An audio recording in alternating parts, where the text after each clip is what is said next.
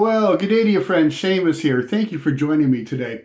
In my part of the world, we're heading into the cold time of winter, and this is very much a winter type of fairy tale. It's about a woodsman who has no use for magic, an incident with some magic, and some absolute silliness afterwards. It's called simply The Woodsman and the Wishes, and I hope you enjoy it. Once upon a time, many generations ago, there was a woodsman that lived in a small cottage on the very, very edge of a small village with his sweet wife. And his job, as you can imagine, being a woodsman, was to go out into the forest every day and to collect and gather and trim and cut the wood that was needed by the people in the town. Now, you would think that a town that relied on wood for its heating and for cooking its food and whatever else it needed would be quite generous to their woodsmen. But in truth, that village was quite stingy. And quite often, he barely earned enough pennies to provide for himself and his sweet wife. Well, one particular morning he woke up and something just felt a bit different to him that day, which was very odd because every day was the same to him. It was always wake up, quick wash, bite to eat, go out, collect the wood, come back over and over again, never the same or never different. But this day seemed to be a little bit different, and he woke up just feeling a bit odd. Well, he washed his face and hands, he kissed his sweet wife on the cheek, he sat down to a simple breakfast of a lump of old brown bread and something warm to sip on. He stomped his way into his boots, pulled onto his coat, kissed his wife again, grabbed his axe, and out the door he went. Outside the door was the cart that he dragged behind him out into the woods, and he grabbed the rope and handle, and off he went down the pathway into the deep forest. Well, he must have been thinking a lot about how different the day was, because somehow he got a bit distracted and found himself on a pathway through the forest where he had never been before. And just as he was starting to worry about it, he realized that he had come to a small clearing. And in that clearing was a magnificent old oak tree. Now, oak was very good for cooking fires, burns long and slow, nice and clean, and he knew this tree was huge. It was so tall, in fact, that he could not see all the way to the top of the branches, and so big around that even with the axe in his hand, he could not reach his arms around and cover the circumference of the tree. He knew it would take him all day, but if he could take that tree down to the ground, just by cutting back and trimming a few of the larger branches, he would have more than enough wood to sell for the day, and he was very excited. Well, he planted his feet, and he squared his shoulders and spit on his hands, as silly men are known to do, and picked up his axe, and just before he delivered that first mighty blow, a voice came from above. He looked up into the tree, and he looked up and up and up into the tree, and there, 25, maybe 30 feet up into the branches of that tree, with their legs dangling off of a branch, was a fairy. In particular, a wood nymph. Now, our woodsman, as we said, he had no use for magic, no interest, no knowledge, no care for magic whatsoever. But here was this little person way up in this tree that he wanted to cut down. And the fairy called down, the wood nymph spoke to him and said, "Good woodsman, kind, gentle, noble sir that you are, would you mind terribly not cutting down my home?" Well, the woodsman looked up and he said, "Your home?" And he couldn't believe that he was speaking to a fairy that he didn't believe in. But your home? "Oh, yes, sir.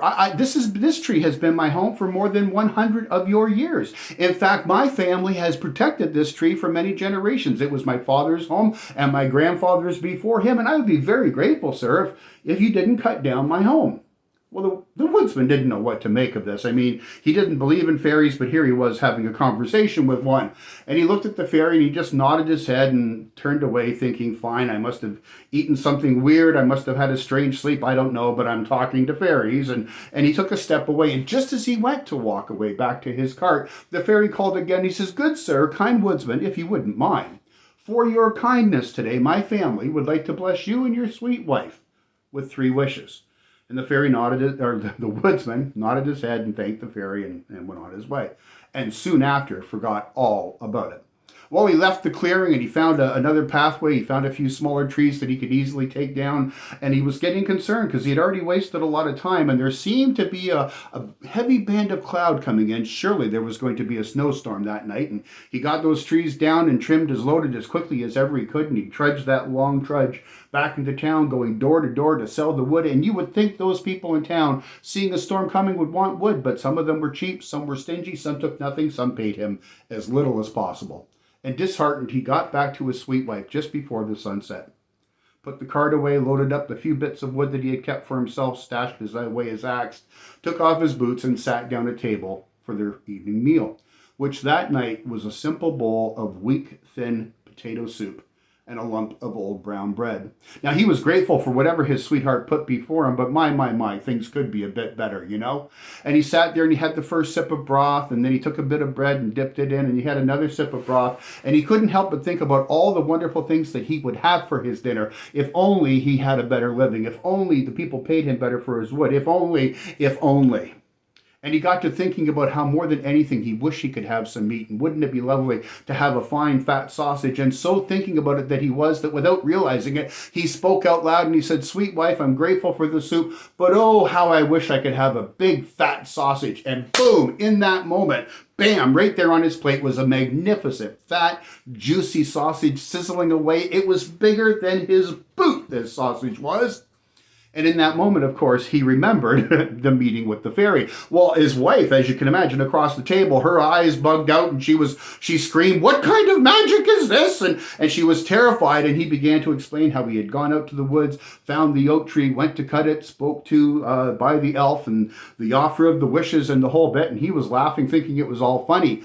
And good wife went from her eyes being fearful to being surprised to being in shock to being quite angry. And she said to her husband, "Do you mean to tell me that a fairy granted you 3 wishes? And the first wish you wasted on a sausage? You were so desperate for a bit of sausage that you could have wished for gold. You could have wished for a bag of jewels, a fine rich farm, or at least you could have wished for enough food to feed us for the rest of our lives. And instead you have a sausage.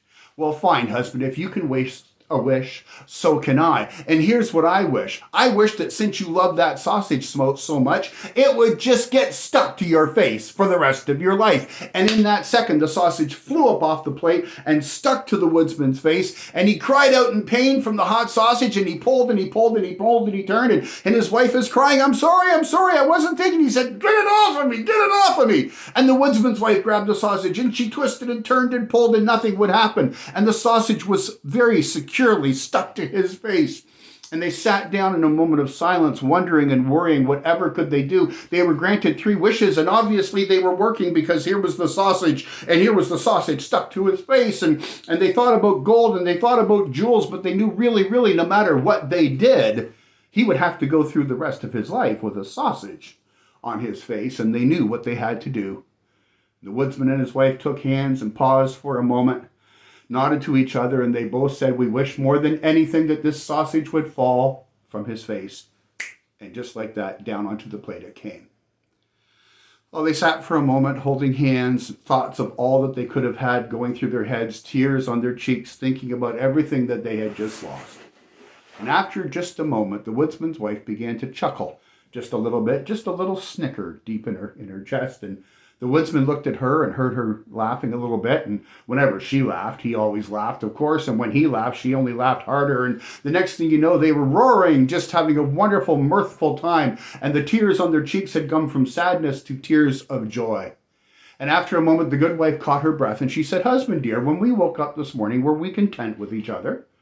And he said, "Well, yes, dear, of course we were." She said, "We wake up loving each other?" Well, yes, dear, I love you very, very much." "Were we content with our breakfast? It could have been better, but it filled our bellies." He said, "Yes, my belly was full when I went to work. You always take good care of me. I'm very, very grateful." And she says, "Now, after all that, we have this big sausage on our plate. But all we're thinking about is everything that we threw away."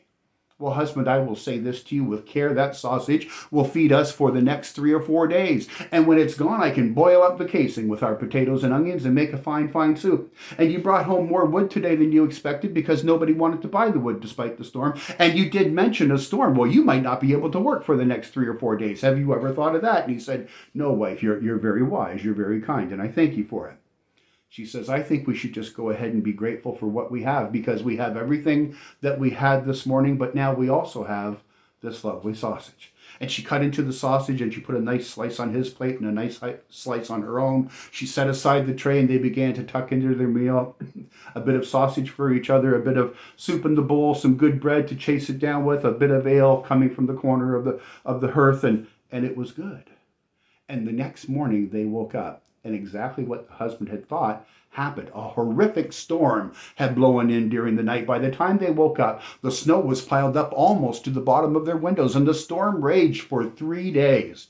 The morning of the third day, he opened the door, and the snow was almost as high as the beard on his chin, and he slammed the door shut, and they spent another day in the cottage, nibbling bit by bit on that sausage, making simple soups because they had more than enough wood to keep themselves warm. And on the morning of the fourth day, clearly the weather had changed. The breeze had come from the south. The snow was pretty well melted away, and the woodsman went to work. And he noticed something different that day. He noticed that he didn't have to cut down a single tree. For that storm was so strong, the winds were so mighty that every old, dying, decrepit tree was blowing down flat. And all he had to do was cut those logs up and take them into town. In fact, before noontime, he had filled his cart and dragged it off into town. And you know, that day, everybody realized they had had no wood for 3 days because of the storm. And they were quite anxious to buy all the wood that they could get. And they paid quite generously. So quickly that this happened that the woodsman went out to the forest that day and got a second load of wood. And it all sold. And he had time to go back to the forest and load his cart up just for himself and his wife. And that day they had more pennies piled up in the cup over the mantel than they had ever had in their lives before. So well was the day, in fact, that on the way home from his last trip, he stopped at the butcher shop and brought home his sweet wife a big fat chicken to put in her cook pot. That night, as they sat there with the wealth of the year in the cup and the chicken simmering in the pot, they gave thought to the incident of several days before. They gave thought to how they almost lost their joy over something they had never had before, a blessing won and a blessing lost, but what mattered is that they were together. They were warm, they were safe, they were dry. Their bellies were full, they had coin in the cup.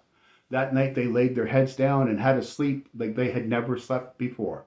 And I am delighted to say that yes, the woodsman and his sweet wife lived happily ever after. I do thank you for joining me today, friends. A little bit of an unusual story. I hope you enjoyed it. If you did, please give it a like and a share. Click the little link, subscribe to the channel. You know all the things to do. I hope to have many more stories for you between now and Yuletide. But in the meantime, until I see you again, please take good care of yourselves. Take care of each other. And we will see you soon. Cheers.